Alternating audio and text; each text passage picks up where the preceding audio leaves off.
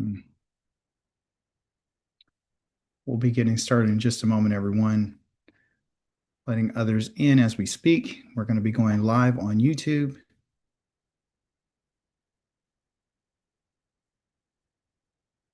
Shabbat Shalom to everyone watching live stream by YouTube. I'd like to invite you to this teaching today, and the teaching is called The Willingness to Follow Yah. That's what we're going to be discussing today. So praise be unto our Creator for his mercy, his love, his kindness. Praise him for being our Elohim. Praise him for allowing us to be able to see this day and to recognize his power. I'm honored to be able to stand before you today, or actually sit before you, and to share with you some different ideas that we have found in our Torah portion this week. As you know, um, in this in particular class, we follow what they would say the Torah. And the Torah, it consists of the 5 books of what they would say Moshe. We do read the prophets. We do follow and read the prophets, but we don't look to the prophets for instruction. We only look to the Torah for instruction because the commandment is that we should not add or we should not subtract from any of the words in which the Most High conveyed unto Moshe the prophet. Um, what does the Torah have to do with the book of Genesis? What does the Torah have to do with Exodus? What does it have to do? Especially considering that our father Abraham and our mother Sarah did not receive the Torah at Mount Sinai, but they did receive a Torah. They did. They received instructions from the Most High. They received an understanding, wisdom, knowledge, and understanding. They did receive several things from the Most High in their time, and they are literally the foundation to our nation. They are the foundation. And so we want to talk a little bit about that today. So without further delay, I'd like to go ahead and get started and show you my screen. And feel free at any time to ask any questions that are relevant to the study. Hallelujah. Let me take myself off the screen right quick. And right here, and right here. And I want you all to tell me if you see it.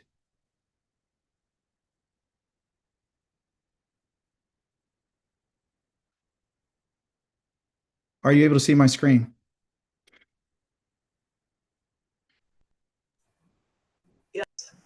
Praise Yah. Yes. Hallelujah. Yes. Yes, this week, our Torah portion was only 3 chapters. Chapters 23, 24, and 25. It discussed Sarah's burial in chapter number 23, and the circumstances that surround that. Chapter number 24 is pretty much talking about the servant of Abraham going to find a wife that he had swore that he would do. And chapter number 25 is talking about the generations of Ishmael. In regards to chapter number 23, which you read this week, it talked about Sarah's life and talked about how old she was. And it talked about the arrangement or the contract that was made with the people of the land for a burial site. And so this week is called Kaye Sarah. Okay. And Kaye means not only the life of Sarah, but the lives of Sarah. So in the Hebrew language, there's all different types of clues to what the Most High is trying to convey to us. Of course, going through this cycle, we've gone over this, and I've been over it for the last 15 years or so, and I'm getting more information every time I go around. Some of the things are very familiar to me, and other things are not. So last cycle, I believe we talked about what is the responsibility of a servant to his master, discussing what one would understand Eleazar to be the servant of Abraham, and what he was called to do. Today, we're going to focus on the life of Rivka, which is reflective of the life of Sarah. So let's get into it.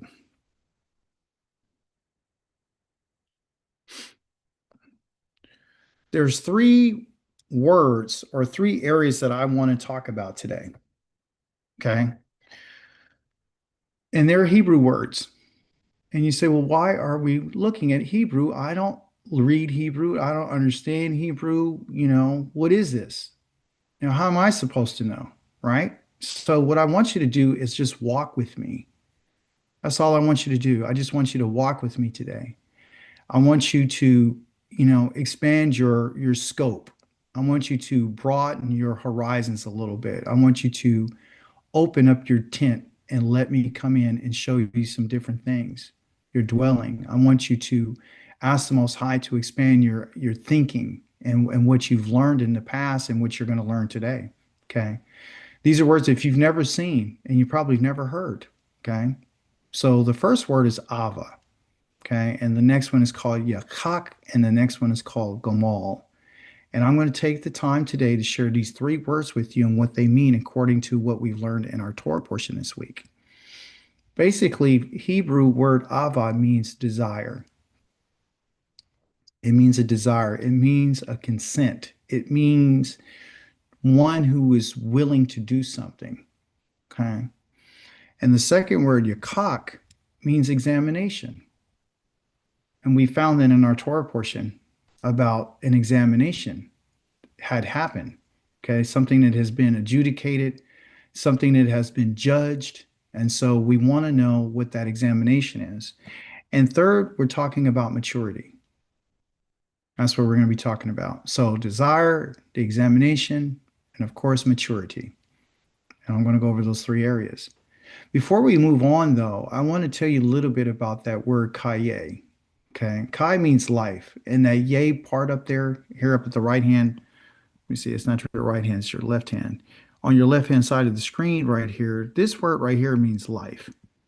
That's what that word means, life. Okay.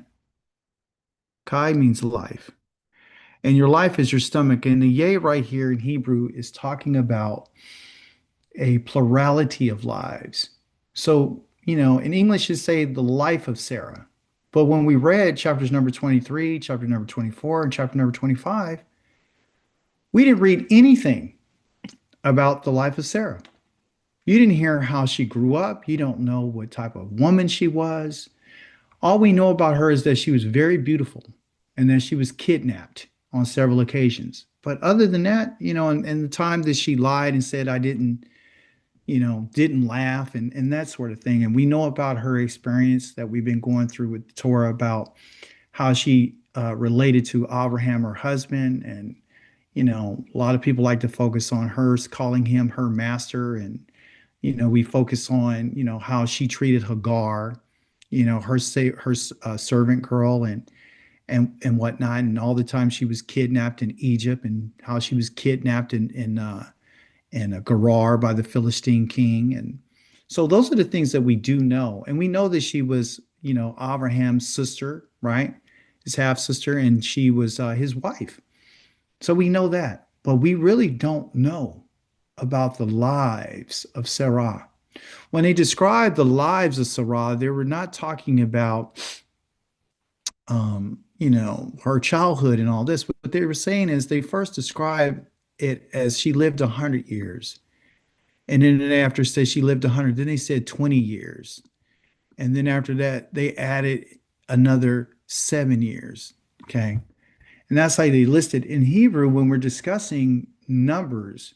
They usually would say the smaller number first, and then they would go to the next largest number, and then the big number at the end. So they would say 7, 20, and 100. But here they reversed it and said 100, 20, and 7.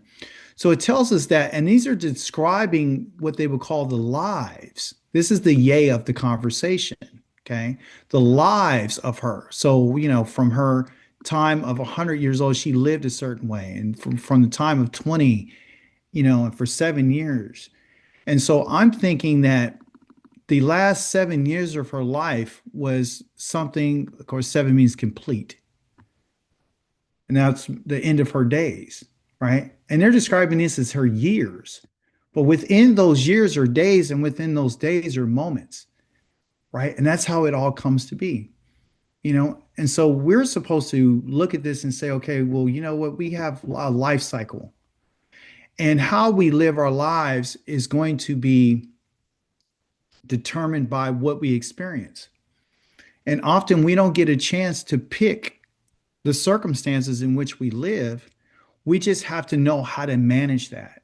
And so it's not really about how long she lived. It's not literally about the numbers. We could say, oh, she lived a long life. She lived 127 years old. Abraham lived 175 years old. Someone else lived 200 years. Someone only lived 30 years. Is it really the time, or is it really the quality of that time that one lives? And that's the question. So the details about her life are not spelled out for us, but they are there. And we have to go through our Torah to find them. And that's what we're going to do today. Also, too, in your Torah portion, it wasn't only the life of Sarah that was mentioned. They actually had a word called Kaye Avraham. So the same word up here, Kaye for Sarah, was the Kaye of Avraham, or the Kaye of Yishmael. And it describes their time. Abraham was 100, and then they break his down to 70, and then they give him another 5. So they break it down 170 and then 5. So what is this really about? From what we understand, it's just numbers. But is he really talking to us about numbers? Or is he really talking about how we live? And how we live is what we're after, right? So let's look at this, and let's find out about what desire is. Let's find out what this yakak is, and examine, right, what's happening with the gamal. And then you and I can become to maturity. Okay. If we have a desire to be examined, then you and I will become to maturity.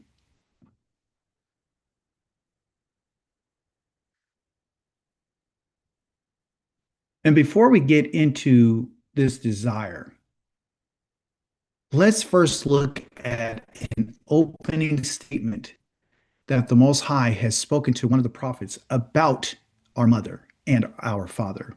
We want to focus on our mother, but of course he mentions the father, because there won't be a family without a father and a mother. He says, listen to me.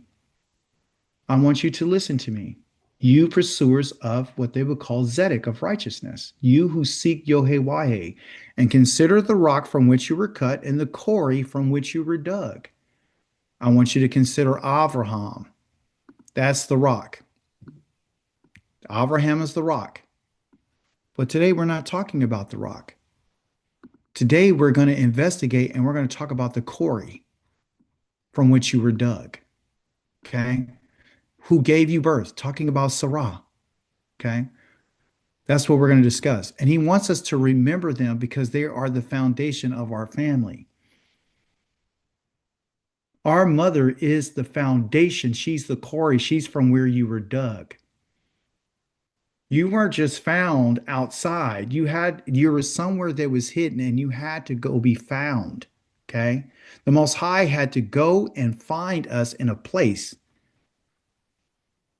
that was what they would call a place of mockery.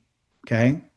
Listen to this. Before her name was Sarah, Sarah, her name was Sarai, and that means to be mocked. And her name now has been changed from Sarai to Sarah, meaning now she's moved to the status of a princess.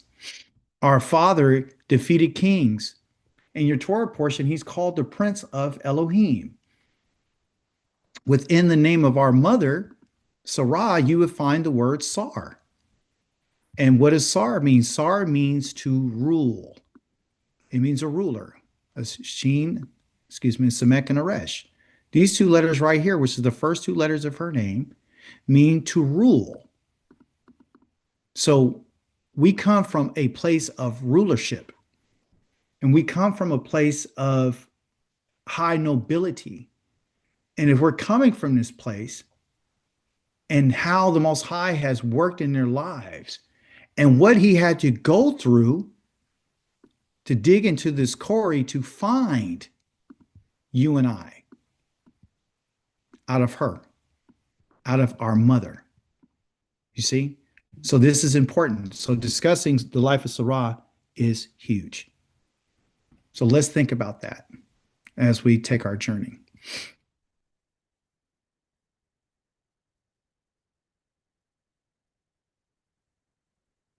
There was a statement that was said when Abraham asked his servant to go and find a wife for his son. The son is Yitzchak. What it says here in Hebrew is Ulai lo de tove de haisha de lalaket akarai. Basically, what this is asking is perhaps the woman is never going to be willing to follow after me. And that was a question that he asked his master. Perhaps this woman will never be willing. Perhaps she doesn't exist in her. This word lo means never. Never is there a willingness, and never will there be a consent of the woman to lalaket here is to follow. And then, of course, akare is talking about me, akarai. Okay. So this is a question that was posed by the servant to his master because this does exist. There is a high probability and there may exist an unwillingness of someone to do something. So we can have all the best intentions, we can have all the greatest desires, like Abraham had for his son, and he can have all of the wealth and the riches, and he can have it all. And this person that is going to be asked to do something is not willing to do it. And if they're not willing to do it, then what should be the next course of action? And of course, our Father makes it clear. He says, if the woman is not willing to follow you, then of course, you're going to be free from the oath that you swore. So our focus and our attention is about this. Lo tave. Okay. So the tove here is not willing. Okay. And the woman is just being used as an example. Okay. About what it is. And these two letters right here tell us something, not only that it's feminine, but these are the letters that have to do with the soul. I don't know if you know this, but your soul is feminine. Your soul is feminine. That's why it's called a nefesh or your nashafka. Okay. So if you don't have a willingness, it's okay. But we're going to find out today whether or not we are willing to follow. There's some individuals who are not going to follow. And let's find out if you and I are one of those individuals. Okay. So again, the word ava has to do with desire. And a desire is not one's own desires, but is the desires of what they would say the Father. And you say, well, where does that come from? How did you get the desires of the Father? Okay. The desire of Abraham was for his servant to go find a wife that was suitable for his son. It was his desire. In the culture of our people, it is the father who chooses the mates of the sons and the daughters. This is the reason why he says, don't give your sons and don't give your daughters to these people. Don't do that. Don't give your sons and your daughters to these Canaanites. Okay, don't give it. In the word Ava, you will find the word Av, which it means father. And then, of course, you see this Ah. Okay, so to say father is Av. That's how you say father in Hebrew. And this Ah here is the femininity of this word. Put your device on mute. Thank you. So this is what we're talking about. Okay. It is the Father's desire. Okay. It is the Father's desires. I'm trying to get out of here right quick. It's the Father's desires that we should be concerned with. You and I have a Father, and he is called the Most High Yahweh. He tells us that he's our Father in several places. I don't have all the scriptures, but I can list them out for you if you want to know where they are. I can show you in Deuteronomy chapter number 32. You can reference that. You can reference Isaiah chapter number 64. You can reference that. You can reference the book of Malachi chapter number 1. He tells you that he's our Father. Okay. That's what he is, right? So we need to be concerned with the desires of our Father. Okay. So he sends this servant to find out whether or not this woman is willing. Again, the woman part is focus on the ah, like a isha. An isha is a woman, but she can also be a wife. Here's a man, ish, and then if I want to make it a wife, is isha. Okay, that's the femininity, isha. Okay, ava. Okay, some other words that you would understand for your soul is the Torah. The Torah is feminine. You understand? Bina, that's understanding, is feminine. Da'at is feminine. So everything that the Most High has prescribed for us is to attract or to instruct our souls. So the soul is what the Most High is having us focus on.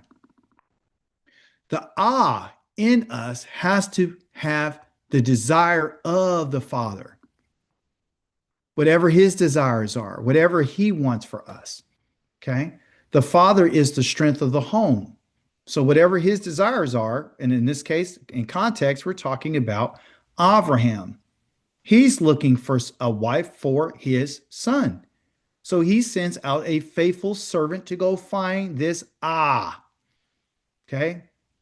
That's what it is. A na'ara. A na'ara is a young woman, a batula. You hear that again? Okay. So the willingness is where it's at. So let's talk a little bit about the willingness. Okay. So the willingness, in our Torah, it says, but if the woman is unwilling to follow you, then you are to release from the obligation under my oath, because he took an oath. Okay. Just don't bring my son back there. So he's looking for someone who can fill a space or what they would say, some type of void. Okay. And we see that it was written, it says, because I want you to swear by Yahweh Elohim of heaven and the Elohim of earth, that you will not choose a wife from my son for my son among the women of the Ka'anini among whom I'm living, which is interesting because he just recently did a real estate deal with the Ka'anani. But he's not willing to choose a wife from the people, but he's willing to choose a land from the people. He's willing to get a possession of the land from the people. On a side note, in the New Testament, it talks about Abraham never received any of the promises that were made to him, but in faith, he waited for them. That's not true. In your Torah portion, the people, the Ka'ananis, when he was talking to them, it said that Abraham bowed down to them when he was having this conversation. In Hebrew, it doesn't say that. It says that those people of that place bowed down to him. Going back to what the Most High had promised him and said that these nations and these people are going to bow themselves. So he didn't have to wait for some so-called savior to come thousands and thousands of years later for him to receive the promise of someone bowing to him. They bowed down to him because they respected him. They called him the Prince of Elohim. Okay. And he also received a possession that he paid for with his own money, which locked him in to the very land that the Most High had promised him. So this wasn't based upon him just believing he was going to receive it. He actually took action, and he was willing to go into a contract with the people of the land and actually pay for the possession in that land, which of course you would know as the cave of Machpelah. Okay. So for him and his wife. Now, so here it is. He's telling his servant that I need you to choose. I need you to make a choice because there's a void that needs to be filled. So he's filling a void. Okay. And so the actual word for filling a void is called Ava, is a desire. So it has to be someone who's willing to fill a void, a space that has been created. This space that you're making reference to is the fact that the wife, his wife, Sarah, Yitzchak's mother, has now died and she's no longer available. So the young man he's grieving. There's a hole in his life. There's a hole in his heart. Abraham, he grieved, he mourned for his wife. You see, because now there's a void there. So now what he's looking for is someone to fill that void. That's basically what it is. And in your Torah, it said, Yahweh Elohim of heaven, who took me away from my father's house and away from the land I was born in, who spoke to me and swore to me, I will give this land to your descendants. He will send his Malach ahead of you, and you will bring a wife for my son from there. Okay. I have highlighted there, swore to me and land and the Malach. So again, here's another instance of the Most High sending someone to go do his bidding. But in our story, we don't see any Malach. We don't see no Malach. We don't see no Malach appearing to the woman. We see no Malach standing and speaking to her like he did with Abraham. We don't see no Malach that's at the well like it was with Hagar. We don't see no Malach nowhere like it was for Samson's parents. We don't see a Malach. So Yah sending his Malach doesn't necessarily mean that it's going to be in an appearance of a physical form of a person. Okay. Secondly, we see that the void here also too is that Abraham understands that he is to receive the land, all of it. And he knows this. And he knows when he leaves and he dies, like his wife has, that there's a void that needs to be filled. Not only in his life, but the life of his son. If this void is not filled, it has to be filled with the right person. That's why it can't be a woman of the Canaanite. I'll buy land from you, but I'm not taking your daughters. So we see even in our Torah that was given to us by the Most High on Mount Sinai, he tells us not to engage with these people and marry these people or anybody around them. So now you see the connection between the foundation of it. Our father understood this. Okay. So the void here too is that the land has a void in it. And it doesn't just consist of people. It's a fact of righteousness that's supposed to be put into that land. And for us who are willing to do what the Most High says, he's going to, and the ones who want to fill the space, and the ones that the Most High is going to choose, those are going to be the ones who are going to fill the void. Right now, the land in which belongs to us, there is a void, and it's void of individuals to live in it in order to perform righteousness. The Most High wants us to be those people. He wants us to be his choice. But the only people that he's choosing are those that are willing. The only people that are going to be chosen are the ones who have a desire to follow the Father's desires. Those are the only people. The only people that are willing to be Ava are going to be the ones that are going to be chosen. And I'm going to explain to you that if you and I don't have this, it's not just you and it's not just me, it's anyone who doesn't possess the qualities that the Most High is looking for will not be able to go and fill that void. So this in particular lesson is something we need to pay careful attention to. Here he says, I will say to, and this is the prayer of the servant that he was praying to the Most High. I will say to one of the girls, please lower your jug so that I can drink. If she answers yes, drink. I will water your camels as well. Then let her be the one you intend for your servant Yitzchak. This is how I will know that you have shown kesed, which is, they say grace in English, but it's really kindness to my master. The servant was after the kindnesses of the Most High towards his master's house. And that kesed, that kindness, and let me explain this kesed right here. This kesed is the kindness, right, that he wants for his master. This is the whole purpose of him going. I want you to show my master kindness. But it can only happen by the one that you would pick. It has to be the one. And it says that you intended. It's for the one that Yah's intended. It could be a whole bunch of people. There's a whole bunch of people in your family. There's a whole bunch of people you work around. There's a whole bunch of people in your environment. There's a whole bunch of people in your city. There's a whole bunch of people in your nation. But out of those people, Yah is looking for the one that's willing. The one that is willing is the one that Yah has intended. This story is not just for us to find out about a wife for our forefather Yitzchak. It's not about that. It's about the idea of his intention. That word intend right there is the word that we're going to discuss next. And I want you to remember that he's doing all of this because he's looking for someone to be the kindness to his master. This whole Torah portion is based upon kindness. He's looking for an individual that is going to be kind.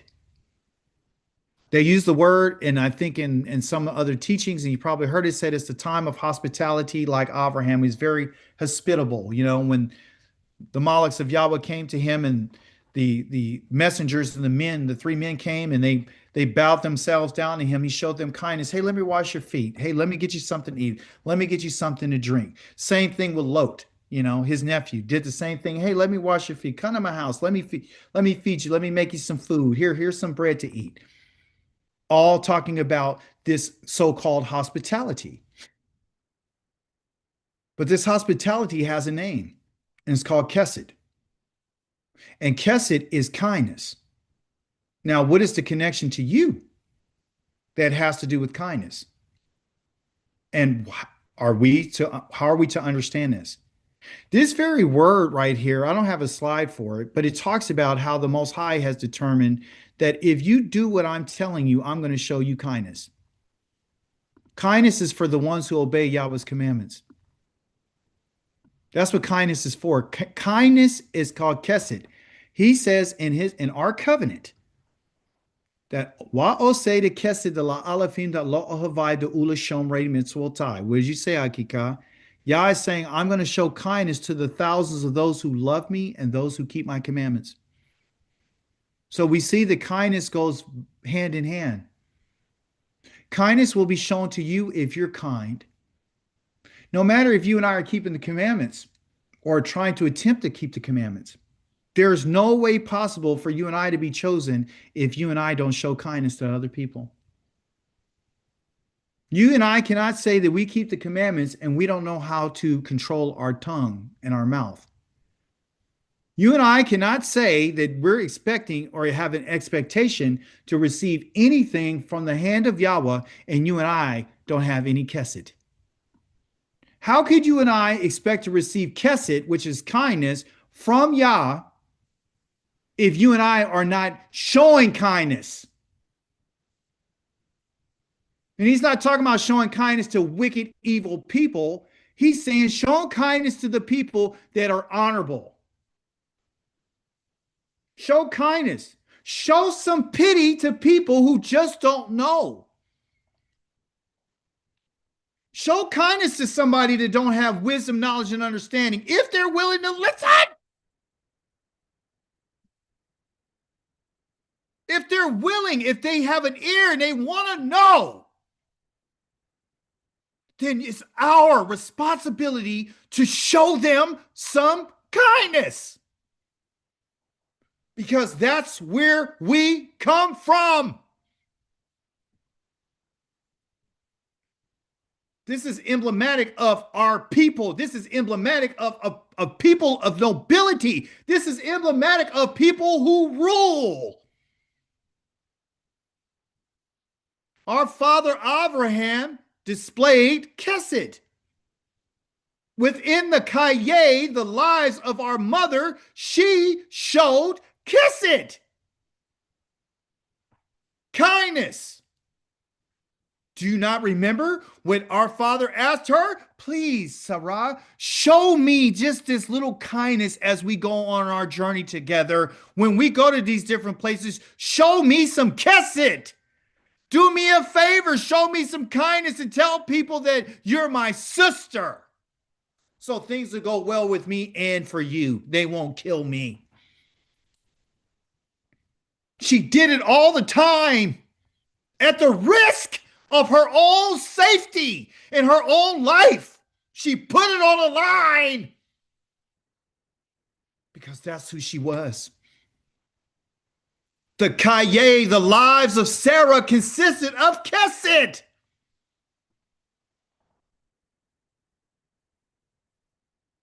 You and I have to be able to demonstrate this. And this is what he was looking for. This is the intention, people. He's not looking at it from everybody. It has to be from one in particular person. The Most High don't need everybody. He's just looking for one person.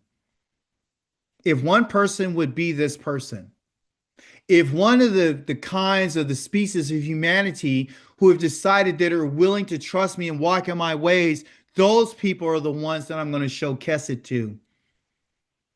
We've been lied to because now these other people are telling us that he loves people that are wicked. You can commit crimes against the Most High. You can commit adultery against your wife. You can commit adultery against your husband. You can be a whore. You can be a prostitute. You can be a profaner. You can be an idolater. You can be a thief and a liar and a kidnapper, and he'll forgive you. We're not going to diminish Yahweh's Kesed. We're not going to take his kindness for granted. We're not going to minimize who our Elohim is for the sake of the wicked. They want you to think like that. There is nowhere in the Torah that's telling us to show kindness to wickedness. It's only for those who are willing to listen to what the Most High has to say.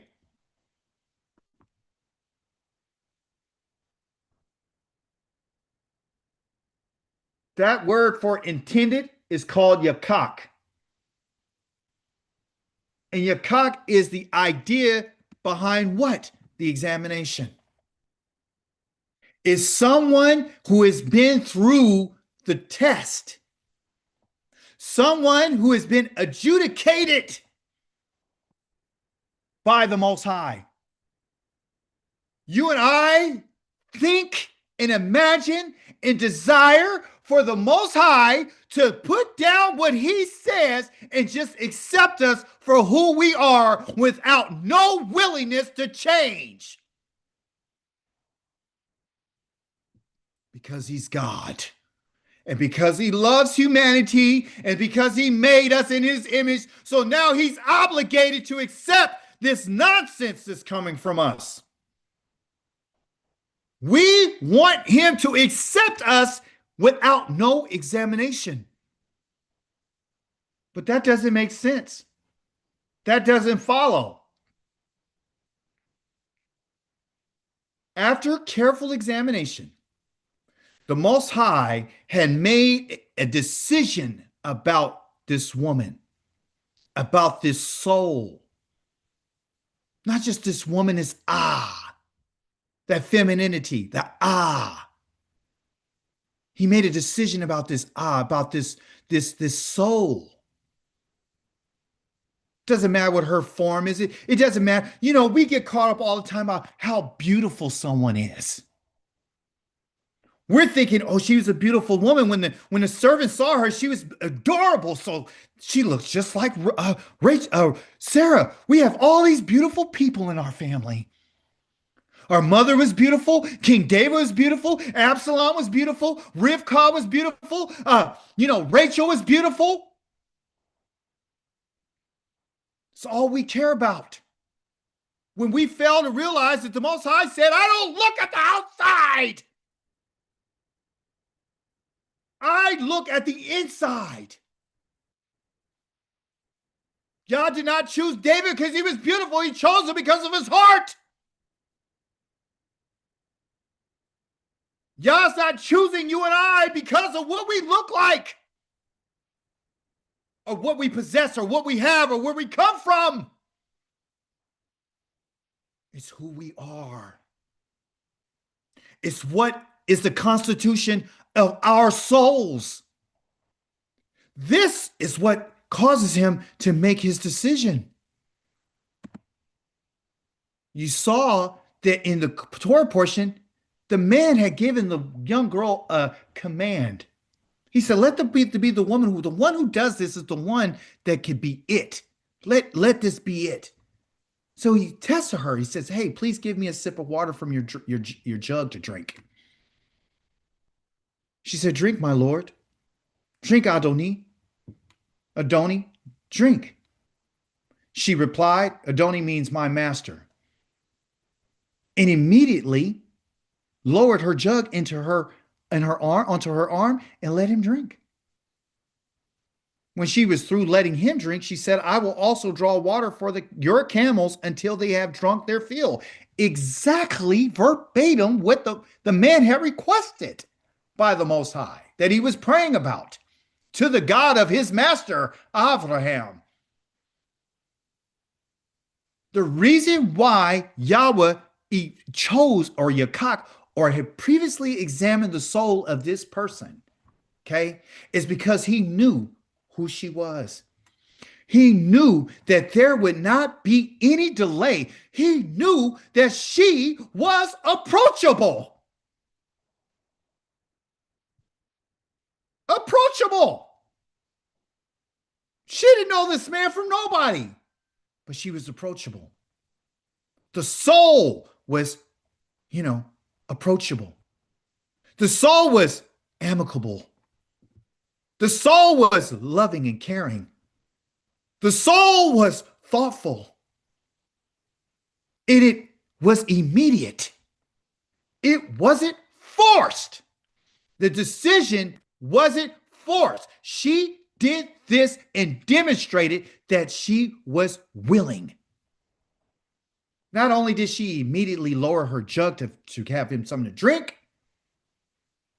but after she did that, she quickly emptied her jug into the trough and then ran again to the well to draw water and kept on drawing water for all his camels, which were 10, which you know how much camels drink. They drink gallons and gallons and gallons and gallons, a minimum of 25 gallons. This wasn't here, take a sip and I got to run. This was, I'm going to prove that I am who I am. There was no type of outside influence that made her this way. She was different than everyone in her household. Her brother was Lavan. We already got the history and the take on him. They're completely different. You can have two people in the same household and one person is going to be completely different.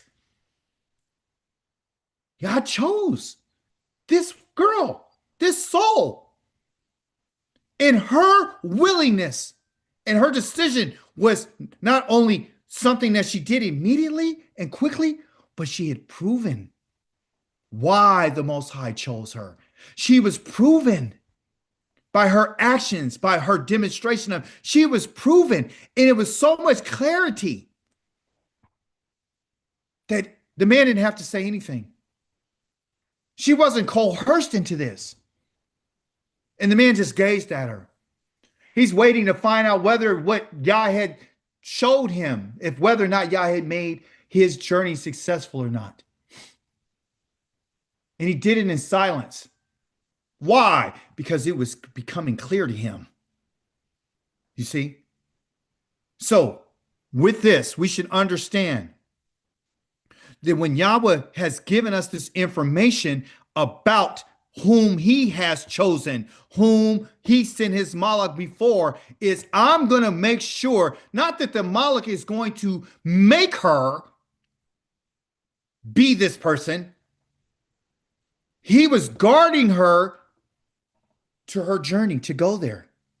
The young woman, when talked about when she brought out, I don't have a slide for it because I didn't want to overwhelm you, but when she had a jug, this jug that she brought out in the Hebrew, it wasn't just a jug, it was her jug. It was her jug. And in her jug, it belonged to her. And she did this on a regular basis. She was bringing water not just for herself. She was the type of young woman to think about the family.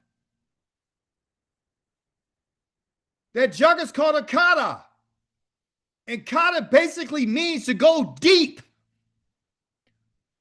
It was a jug that was satisfactory, that was supportive of whatever it was that she needed to do. It means to go deep. The spring that she went to go bring this to wasn't on the surface. She had to lower it into the well and then draw it up. And she had to use her strength. And this wasn't one occasion. So this meant that she was doing this on a regular basis. She built up to this. Oh, praise be to Yahweh.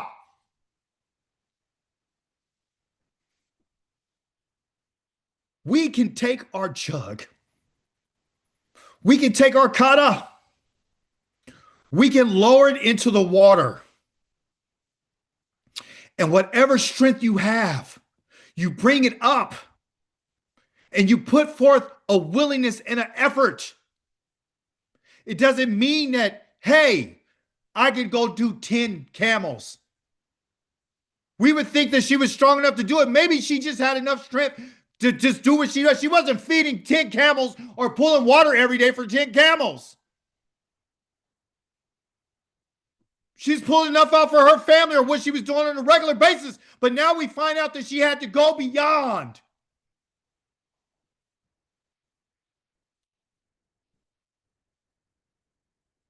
And what we can learn from this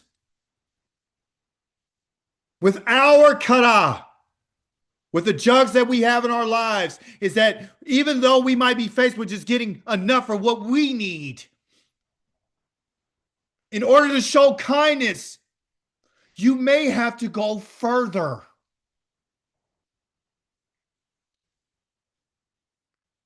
We may have to go further. We may have to extend ourselves.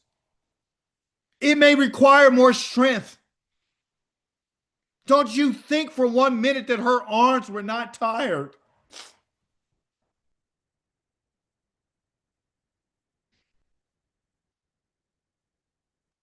Let go of the religious ideas that this was some kind of miracle.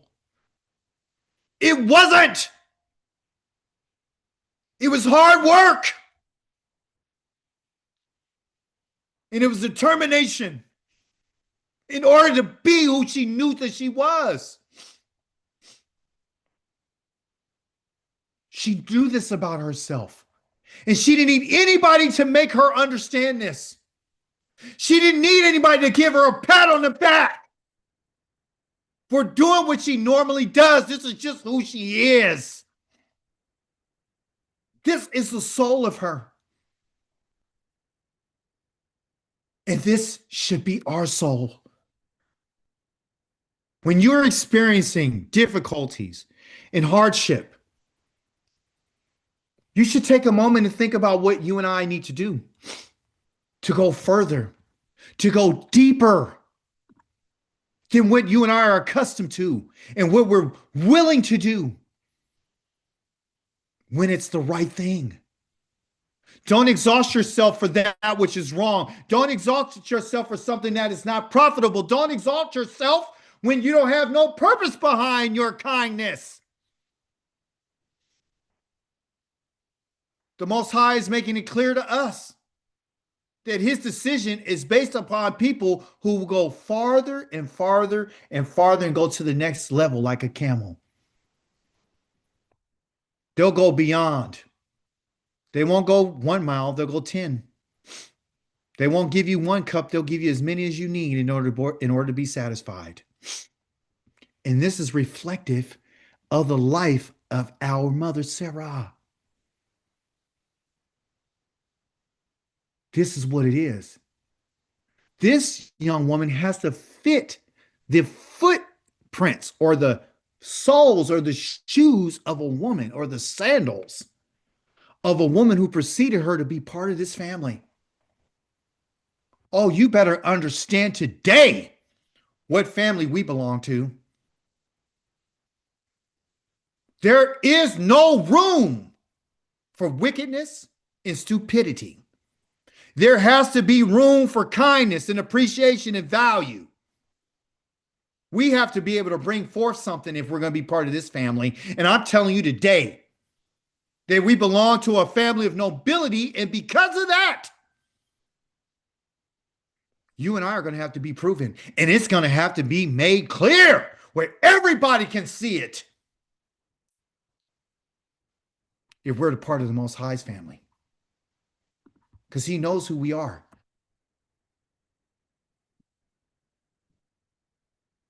When the camels were done drinking, the man took a gold nose ring weighing 1/5 of an ounce and 2 gold bracelets weighing 4 ounces and asked, "Whose daughter are you? Tell me, please. Is there room in your father's house for us to spend the night?" She answered, "I am the daughter of Bethuel, the son of Milcah, born to Nakar," meaning the family of Abraham. That's his brother's family. So the Most High directed the steps of this man to go directly to the house of his master's family. What's interesting about this is this woman's coming out of a family that is broken. This name right here, Bethuel, means to be wasted of Elohim, to be waste of Elohim. We see no conversation whatsoever from her father.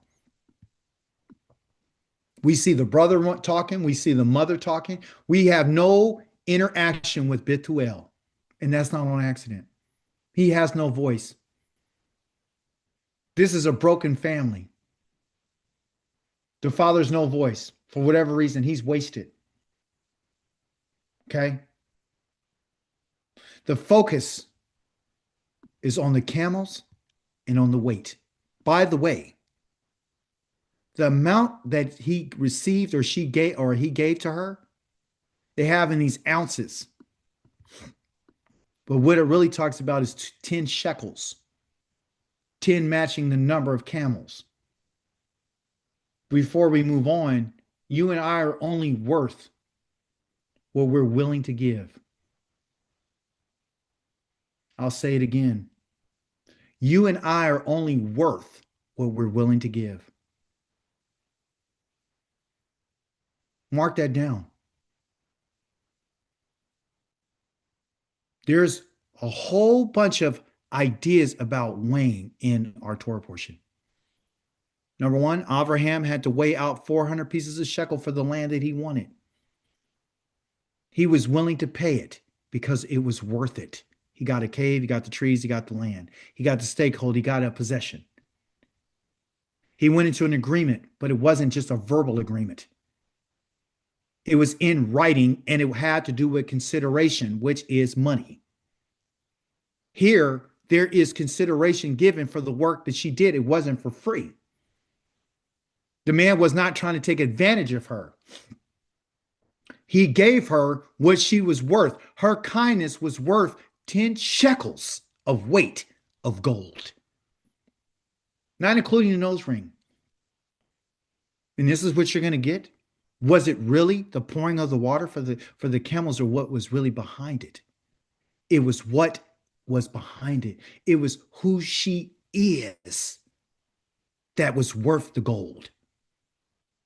You see, the gold wasn't given for the land. The gold, the kesef, the silver was given for the land. She received gold,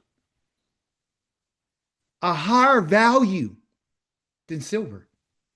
So again, we're finding what? What is kesed? What is kindness worth? Kindness, in Yahweh's estimation, is worth gold. That's what it's worth. You are only worth what you're willing to give.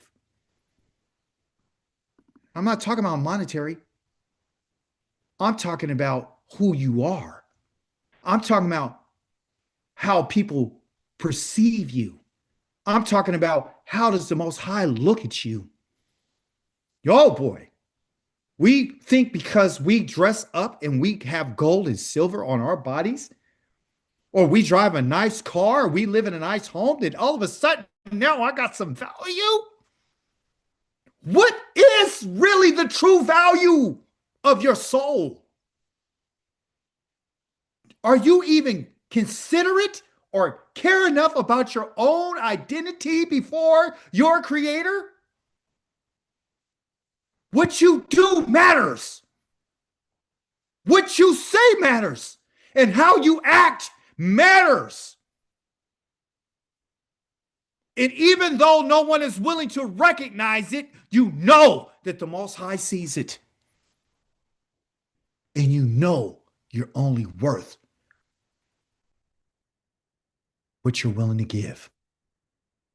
That's all you're worth. So our value proposition is found in who we really are. It's found in your soul. You see?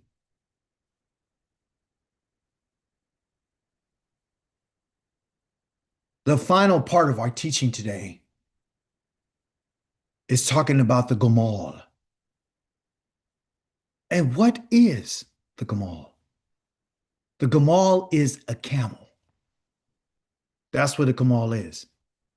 The Gamalim are camels, but this is the camel, Gamal. And what we find, everyone, in this word, because I asked myself, why is it that the camel was used all the time? You know, hey, 10 camels this, he brought the camels led them back, you know, feed my camels, give my camels something to drink. Why? Why did he say this? Yes, Michelle. So the name Gamaliel has something to do with the camel. Yes. Okay. Yes. So if I was to make this word camels, all I would do is put a yod and a mem right here. And they would pronounce that Gamalim. Okay. So Gamalim, but we're talking, that's what we have, but we're going to look at what a camel is. If I understand what one camel is, then I'll know what all of them are. There's a reason why the Gamal was mentioned, or the Gamalim. Okay. The word itself here tells you something. The root in Hebrew, words have roots. So the first two letters, which they would call this G and this M right here, would be this word in Hebrew called Gam. Gam. Okay. Gam basically means, and you could find out what it means by just looking at the letters. So when you look at this letter up here, the Gamel right here, G in English. Okay. When you look at the Gamel right here, right? When you look at the bottom of that letter, or just kind of look at the shape of the letter, it tells you that these are the two little feet right here. That's a foot and that's a foot. Those are legs. And it's telling you that it's used for walking. And this next letter right here, the M or the meme right here, the M, that's what it looks like in Hebrew and that's what it looks in English. That is the water. So this means to walk towards the water. And in Hebrew, what it means is to walk towards a water hole. So the man, when he chose these animals to bring with him, he could have brought donkeys, but he bought this beast. He bought this beast. This is a beast of burden. He bought the Gamal. Okay. And it means to go to the water hole. Okay. That's what he did. And so, but the idea behind it has a lot to do with its personality. Okay. Because there's some characteristics about the camel that is reflective in the woman or the person or the soul. Okay. So when we're talking about Gamal, there's other definitions that go along with it in terms of being weaned when you're a child. You're coming off the breast. You're no longer being suckled. You're actually coming to a part of maturity. That's what this word Gamal has to do, is being weaned and coming to maturity and having some independence and being able to yield and bring forth some different things. So what he's looking for is someone who has the ability to do certain things. Okay, that's the reason why he chose the camel. Okay, within the word camel, he brought 10 of them. He brought 10 camels. Okay, so when she was lowering that kata from her shoulder and going to the well and raising it up and getting the water, 1 gallon of water is 8 pounds. I don't know if you guys understand that. 8 pounds per gallon. Okay, so When the word for 10 in Hebrew is called asara. Okay? That's how you say 10 in Hebrew. So he bought 10 of them. Hmm? Some people say he brought 10 because it's demonstrative of the wealth of Abraham. But with those 10, he had 10 other servants. So when he talks about he bowed down, that's inaccurate. They bowed down. He wasn't by himself. So when he prayed and he saw that the Most High had answered his prayer, he blessed the Most High and they bowed, him and everybody with him. They bowed. So we can constantly see this in our Torah portions that it's always talking about he bowed when it's not really he, it's they bowed. And they're not giving a full context. But what we can see in this word called asara, and it go right over your head if you're not paying attention. This first letter right here is an I. It means the eyeball in Hebrew. That's what it is. And that means to see, because that's what you do with your eye. That's the reason why the letter is called an ayin. That's how you say eye in Hebrew, ayin. Okay? Ayin. Okay? So ayin is an eye, and it's representative by this letter right here. Okay? And in English, it's translated as an A. Okay? So what we have here, everyone, is I'm going to show it to you, and it's amazing. What it's saying is, I want you to see who?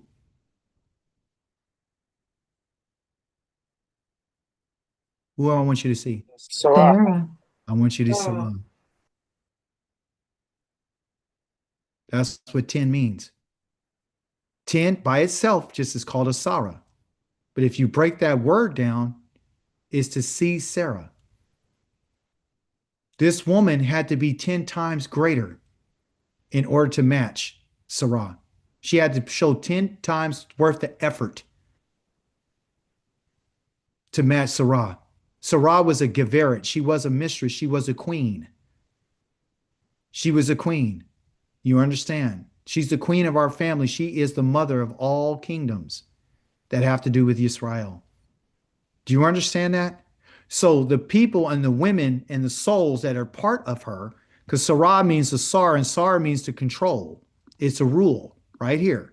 S-A-R. You can verify that's a ruler. And the Ah is the soul. You understand?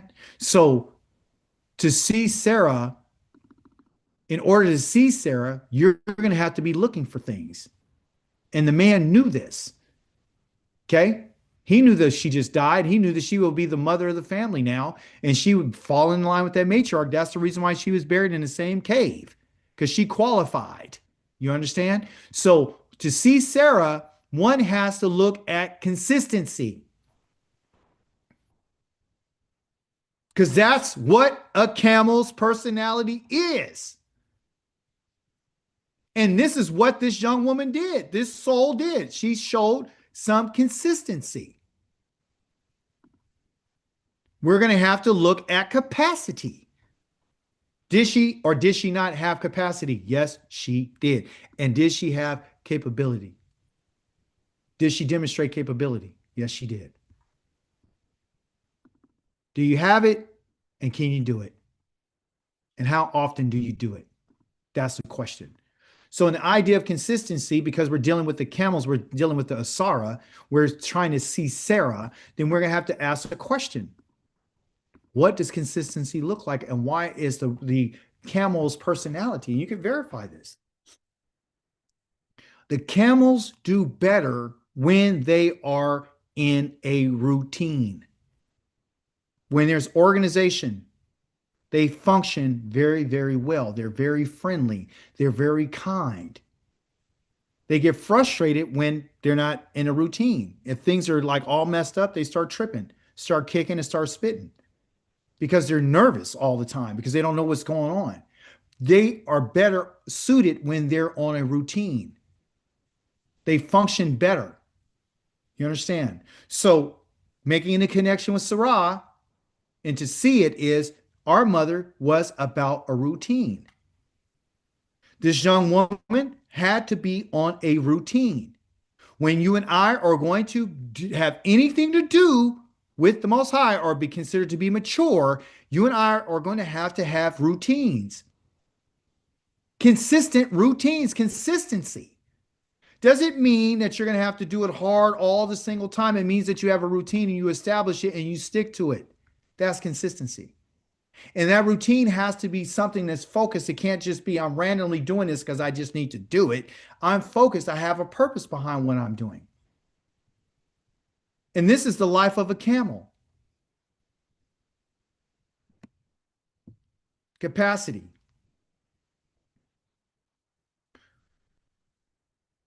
We should be concerned with how much capacity we have. What is the potentiality? What is the possibilities that we can go to? I said earlier that we need to expand ourselves. We need to open our minds to new things. Stop being stuck on where you're at and say, I want to go further, and challenge yourself. I want to learn more. This is not enough for me. The moment that you and I become complacent, then the capacity changes. It becomes smaller. Our potential is diminished. Going back to the idea of measurement. Everything for us has to be measured. This all works together. If you have a routine and it's not consistent, then of course your measurements are off. You know, sometimes you're trying to make up for what you didn't do. So now you're going to drive it a little bit further. That's like you've been taking a camel out and you've been on the same course and doing this routine. All of a sudden you switch it up and then you try to run it harder than what it's been used to. Then it's going to start tripping because it's going to have anxiety. It doesn't know how to respond. So everything for us has to be measured. Capacity should be measured. We don't want to bring things upon ourselves that we can't handle. Stay within your capacity, but also look for potentiality to expand upon that and do it in a responsible way.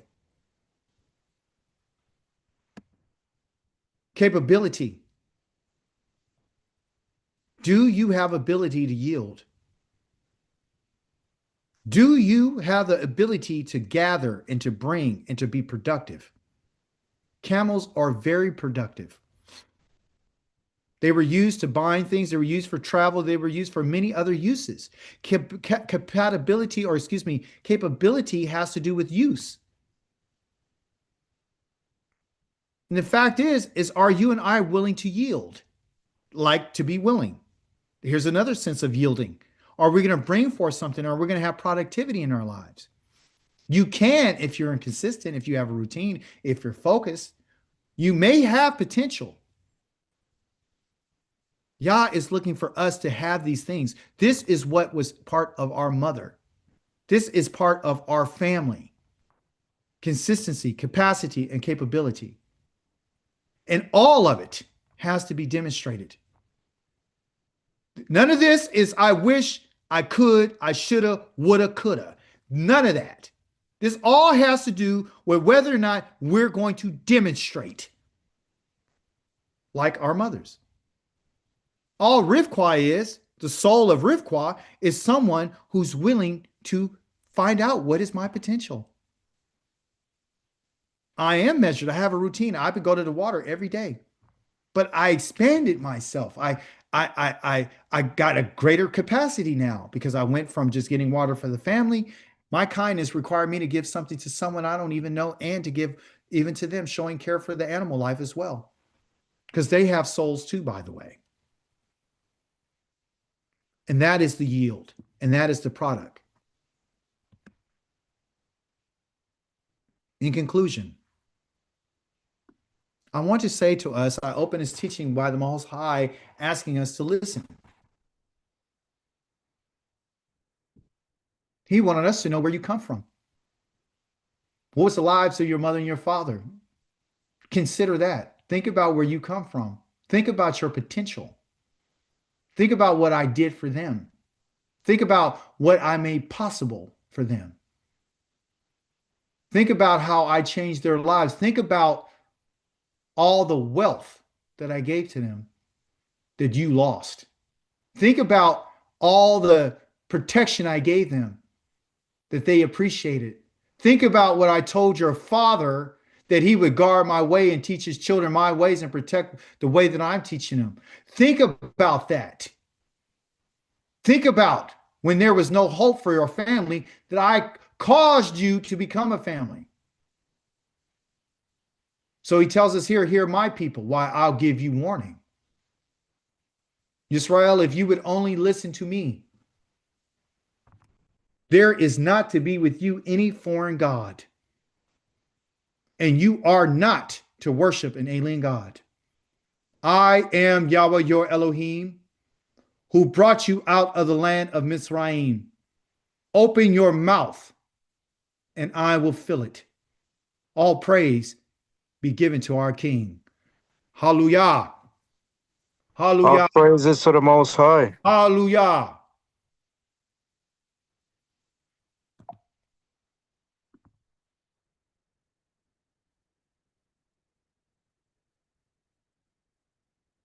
This is your instructions.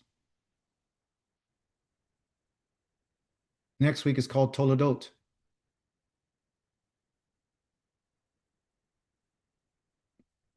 We're going to now transition into the generations of Yitzchak, the son of Abraham, our father.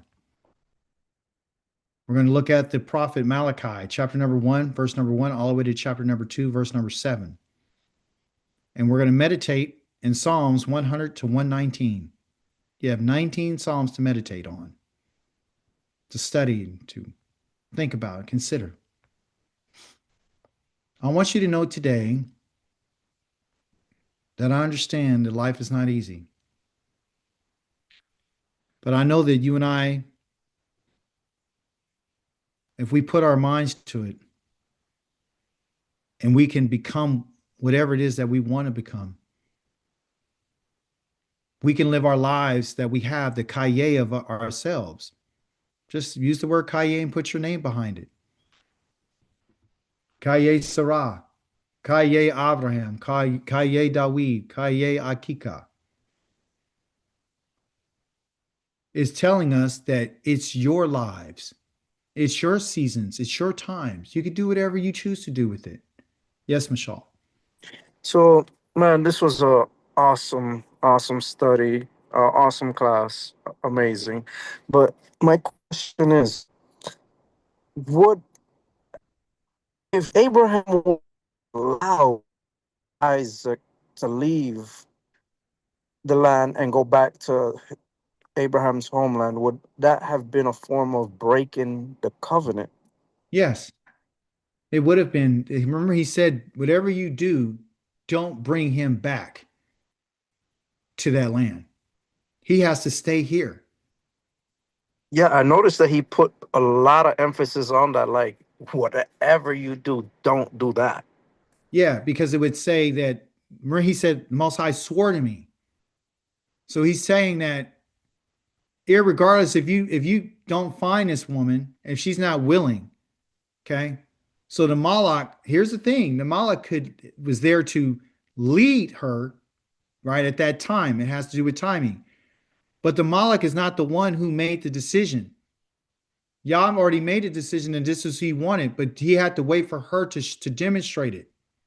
So often the Most High knows who we are and what we're going to do, but he sits back and he watches for us to actually demonstrate it. Like right now, he knows out of all of us and out of the people in the world, who is the one who's going to listen to me.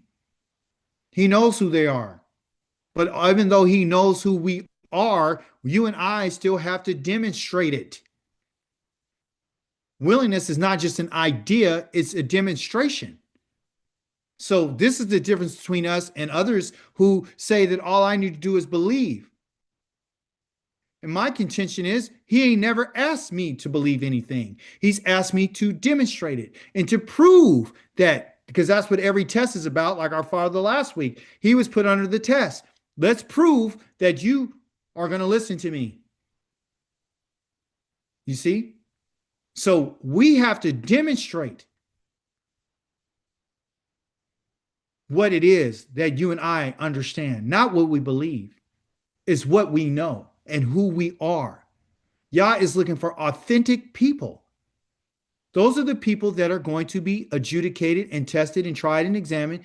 And then when we demonstrate it, boom, that's the one. He did it with our father. Yes, Emiya. Thank you very much for the message today. My question is, I just wanted to understand, I suppose we can't determine the creator's thinking. So looking at the scriptures and seeing where Rivka would have come from, so she would have come from a paganistic background. However, somehow she had this quality the creator was looking for, and she was able to demonstrate it. So I just wanted to understand how the creator somehow sifts out this kind of quality from us, knowing what background we've come from, because even Abraham also came from a paganistic background, you know, his father being Terran and what he did, being a governor to Nimrod. But I just wanted to kind of really understand how that works, if that makes sense.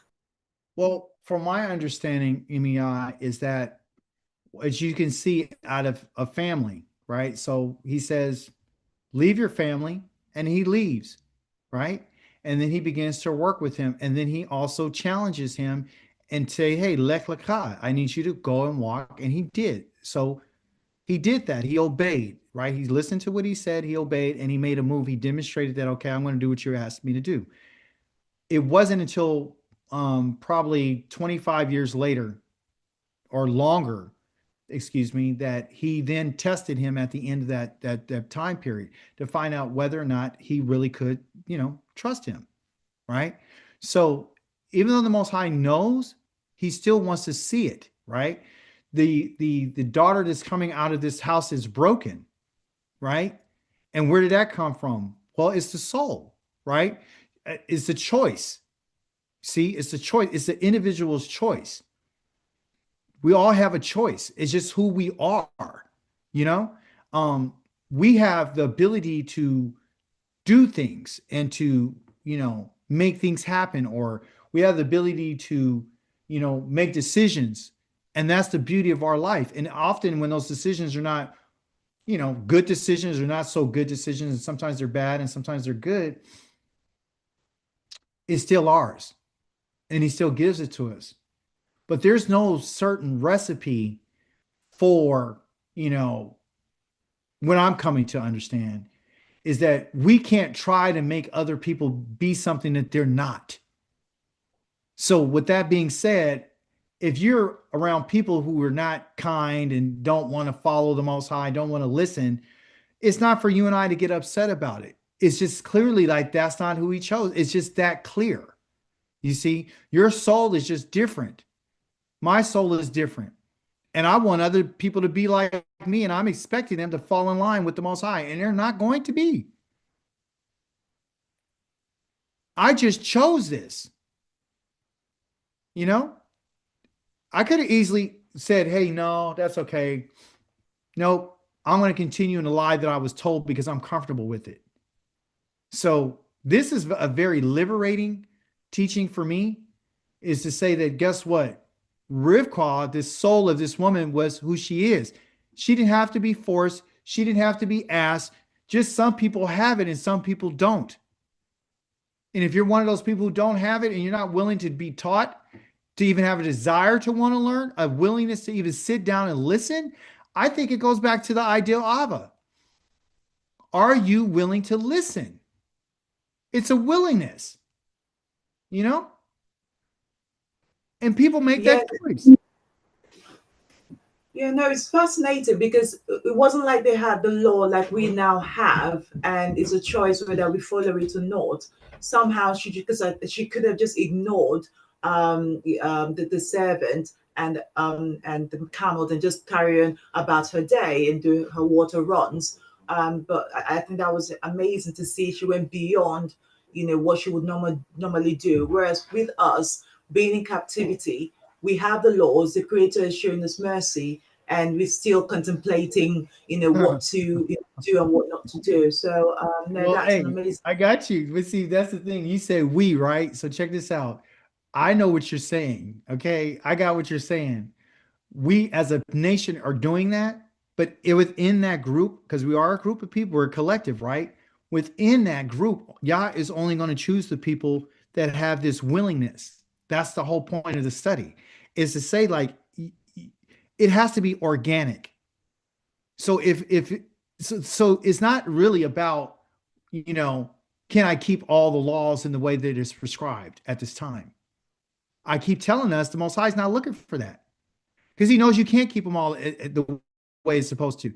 What he's asking is, and what he's looking for is whether or not you're willing. Are you willing to do what I said? Are you willing?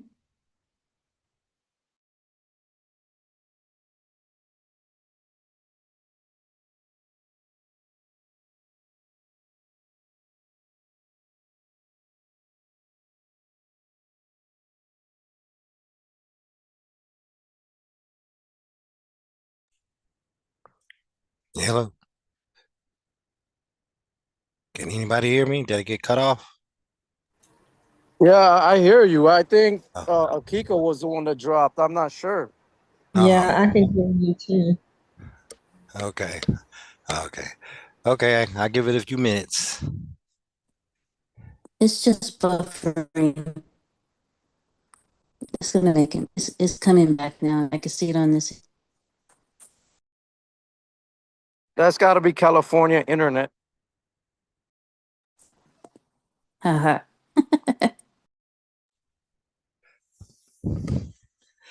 Well, I'm I'm really enjoying this session, our class. It's always enlightening.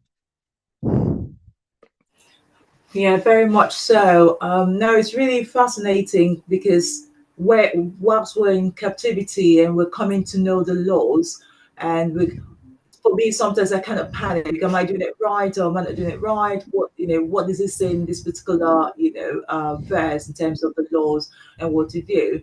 But it's so comforting. And I do definitely see that, we're here to be tested to see if we are actually willing to be obedient, to a creator and to what extent we're going to go in being obedient. Because we see that with our father, Abraham. I couldn't understand why, the creator would have asked him to go. Just going back to the lesson last week, why he would, ask him to go and sacrifice his son. But it wasn't about that. It was about, testing his willingness and how far he would go to be obedient to him. So, yeah, so I'm truly grateful for this. Really am. Yeah, yeah, like you said, it's testing the characters. It's saying that um the willingness, and then testing it if if that's the right word, that I don't just want to see it, though I know it, but you have to demonstrate it. And I think that's I guess that's what we all have to go through. We have to demonstrate it. We have a willingness, but we also have to demonstrate it. So that's what I'm taking away from, is the Yeah, I demonstration. agree. I agree to demonstrate to say that you're going to do one thing is giving lip service really until you actually put it into action. Agree, agree. I agree.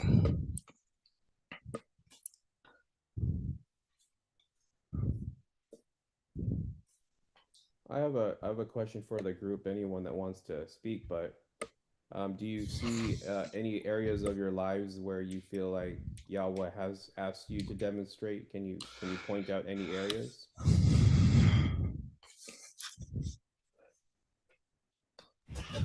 I think that's we kind of experience that on a daily basis, whether we realize it or not. I think from the moment we wake up, the decisions we have to make, from that point on, either going to work or, walking your dog or doing whatever activity that there is.